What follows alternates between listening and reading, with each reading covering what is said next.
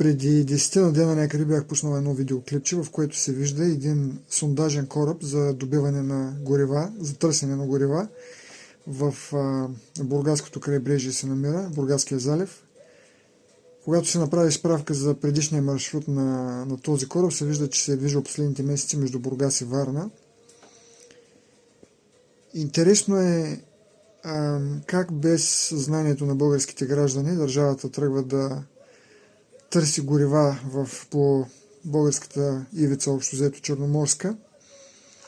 Още по-интересно е сега с новата партия, която може би е проруска, никой не знае каква е тази партия. Дали първо няма да потече руско гориво към България, или всъщност този кораб ще продължи да извършва тези проучвания по крайбрежието.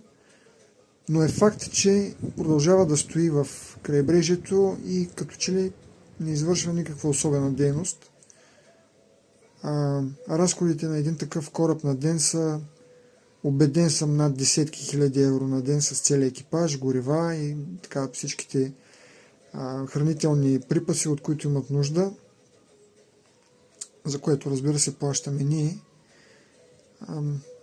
Интересно ме е какво е вашето мнение, какво прави този кораб там, защо е там и според вас какви са намеренията на правителството, защото не намирам никъде информация онлайн, от която и да е медия, че това въобще се осъществява.